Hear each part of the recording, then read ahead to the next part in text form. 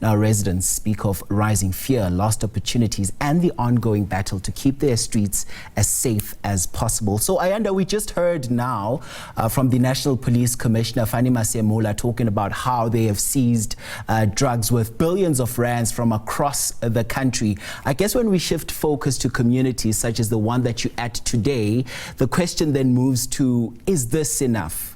Absolutely. In fact, we were able to inform some of the people who are here with us in Kolisi about that media briefing underway in Pretoria, and just to outline some of the sentiments from police, Fani Masemula saying it's not just a symbolic gesture but sends a clear message, suggesting that this destruction of those drugs is to try and show that there is no space for the poisoning of communities. Well, this community itself is feeling very poisoned at the moment by the very same drugs that continue to bring homes, schools, and this particular area to its knees. Many of those who are here simply unconvinced, I beg your pardon, by the efforts that is being showed there, suggesting there may be some kind of disconnect between what is happening, in fact, by the top brass of police versus what they are experiencing here on the ground. I mentioned earlier that we here as part of our special focus on drug-related crimes, and of course to get a real sense of what's going on, we hope to interact with the people who are here even when the cameras aren't rolling.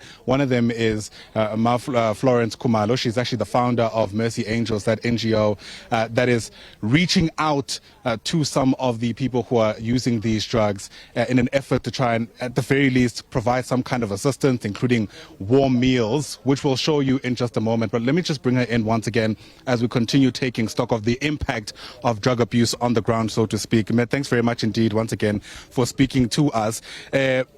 We spoke earlier on about that media briefing in Pretoria with the police who are saying they're destroying these drugs. And you were telling me, in many instances, they don't even understand what's going on here on the ground. Yes, it's true. Because Bashiman Babangat, it's lots of them. There's lots of them by the drugs. And I so wish social development on the ground. Because now we are working on the ground. We are registered NPO in a compliance facility. So we want these things on a daily basis. The only thing is mapunisa ayata and then ayawa shapa. Hauna nix baba tware, baba lokule the next day. So what's wana? Because they go back to drugs and then so hauna change it hala. And who are these young men? I mean, you know, these are people who have stories themselves. They come from homes, they are brothers, they are sons. What have you been able to learn, Hanzo Ubualebon? Okay. Batubana Bamona, they are our brothers. Some of them to the university, some of them kidi child-headed family members. So Bafapani, kidi members of community in Evaton by more than Rilinte. So due to drugs, so the drugs end up push commit crime. Yeah. I know Moreling thing is it's a meeting point, your organization Ebafadijo, and we're going to show our viewers in just a moment. But I wonder if you can just guide us so we can see the conditions these guys who come through here. So you'll bear with us, guys. We're just going to take a bit of a walk because I've noticed that many of the people who use these substances stay in these kind of informal settlements, and we just want to show you the circumstances under which they live. Forgive me as we try and make our way in through this area. Sanbona Bafet. So this is just one of the areas here. I'm going to see it for the first time with you. So we're going to try take a step in, and Leopold, I can see it's a very small kind of area, and you can perhaps give our viewers a bit of a better sense inside. As you can see, very little kind of infrastructural development. It doesn't seem like there's any electrical connection that's taking place here. It's a bit barren inside, absolutely no lighting whatsoever. And I can hear one of them saying that they are struggling a lot whilst they're inside this particular room. And it's a bit difficult, I suppose, to get a sense of how many people stay here. There's a bit of a short or small television set, so there is some kind of electricity. You can just imagine during cold winter nights just how difficult staying in here might be. But even the sweltering summer days might be a bit difficult. Certainly no window from what I've been able to glean during our short time here. But we'll try to step out just a little bit to of course, I suppose, afford the people who are here a bit of privacy as well, given the fact that they've already allowed us to step in during this moment and see what life inside here looks like. And it's just one of the rooms where some of them stay. And I imagine it's certainly not by choice at all. So I mentioned a bit earlier on, as we continue trying to make our way through this community, that there are a number of feeding schemes. In fact, we're here because the organization Mercy Angels that we've been speaking to over the past little while also comes to this meeting spot to provide some kind of meals for some of those who frankly have no other option. And the line was a bit longer earlier on, but we're just going to continue taking a walk through to try and interact with the people who are providing these meals, with the hopes also of seeing Me Florence, where some people end, because, you know, luckily you are able to help some of the people who are here. Yes. And, you know, sometimes they have a second chance, or at least an opportunity of a second chance. Yes, they deserve a opportunity, a second chance, especially rehabilitation. They are not in denial or buy rehab. So if ever a second chance. Oh, sorry about that. A second chance about rehab and then rehabilitate, then who right. So as Mercy Angel, we also have a rehabilitation, but we are not open yet because compliance. So there is only one paper rezoning if I had time if municipality can assist we are rezoning the area that we found rehabilitation, because at the moment area orphanage, so rehabilitation so that everybody can go, especially Mercy Angel, because we are working on the street. Yes, okay.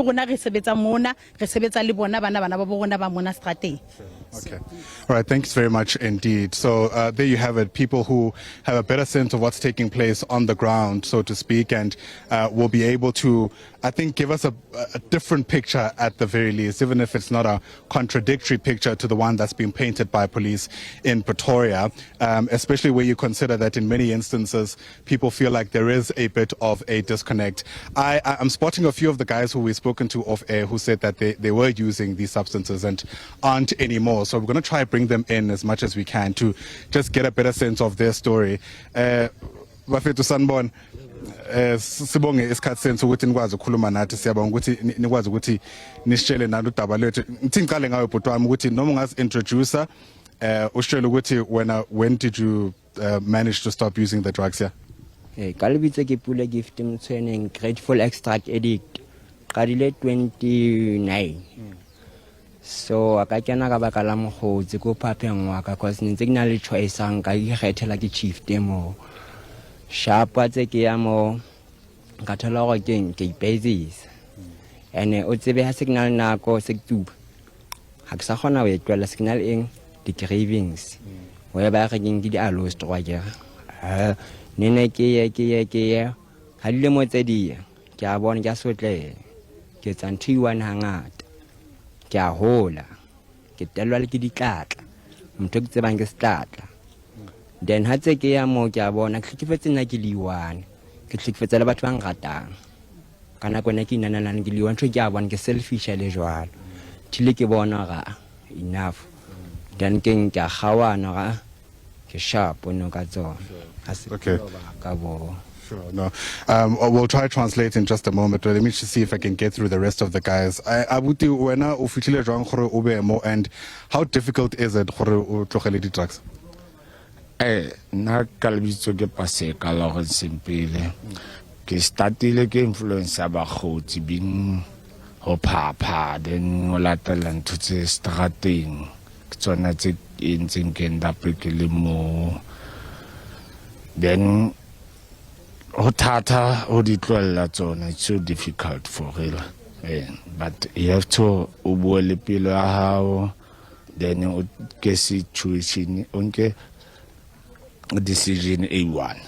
o bue le pela ha o itjwetse enough is enough, then ke mo o tlo end up o stopile, because most of the guys o ya rehab ha khotla wa relapse happen to etsang o relapse ke lack of jobs.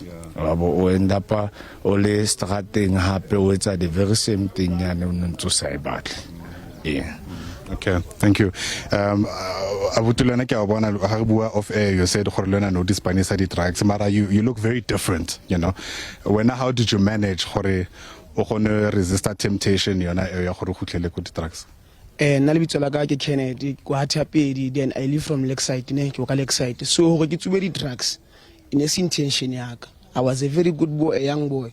So when life goes on, like first thing elang control ke eng ha re ke di drugs, cause ke la qala ka loser mme, then ntata ntsalting, then well until ka tla sa batswadi be le go nkeng ba teng ke ba bo mme ke ba bona ke le bontonyana jwalo then hantse ke hola jwalo ke kopana le bagotsi ba rong ka tlung ka mane ho bohloko cause nna mme wa ka ha saleo o utlwa enga etsa inkisa bathong ba rong, and well ke fitla bathong ba rong ke ya ka full force, and ke batla ba provela go like ke make sure the ska bona kantine ke fail ke mo he ke qalang ke bona di drugs go di drugs di a tsuju.